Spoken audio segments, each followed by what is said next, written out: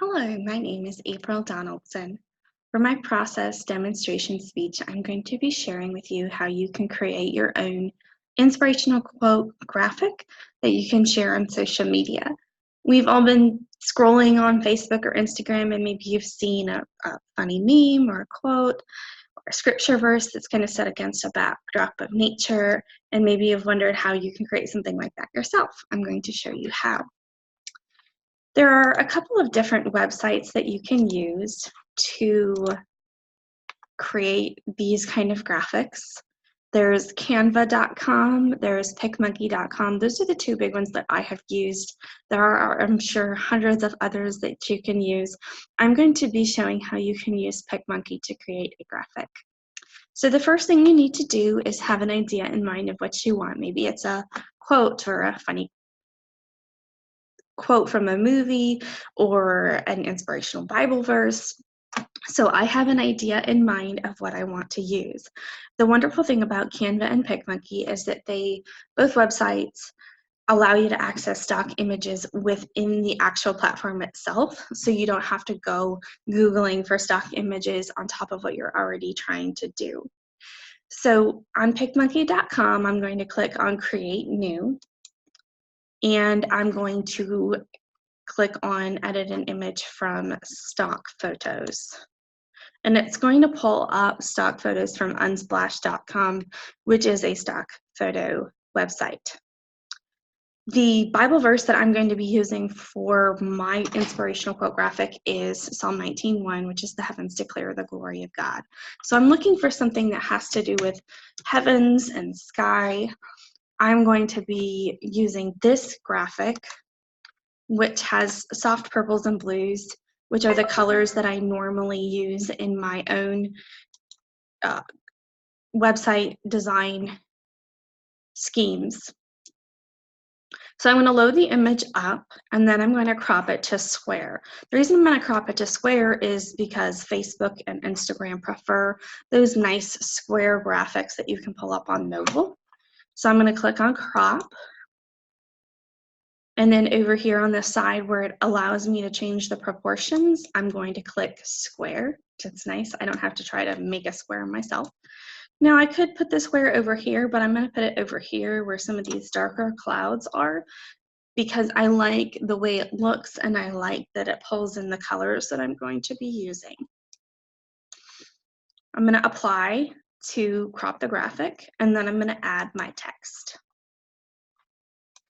The one thing that I like to do, and most designers recommend, is using two fonts that complement each other.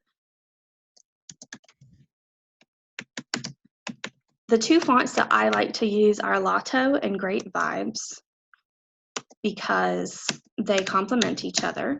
So these are the fonts that I use on all of my graphics.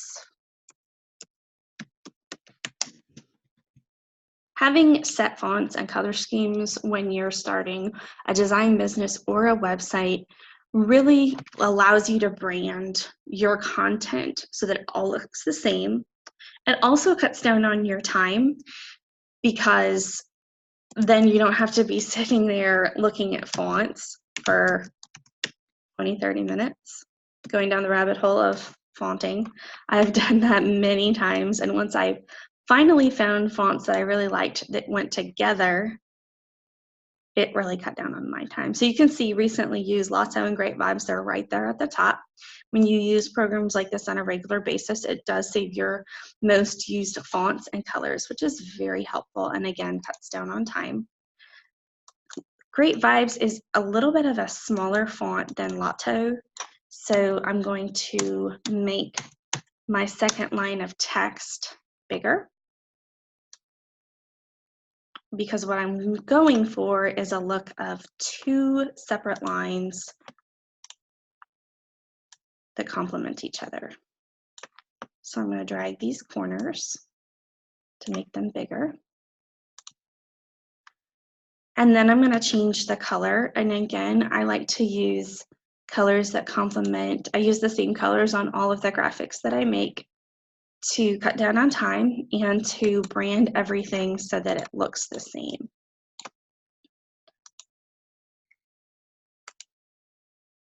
Oh, I didn't select it. Sometimes I also use two complementary colors. On this graphic, the background is light enough that my other colors are too light and would not show up. I'm going to move this up just a little bit. And then I'm also going to add the reference.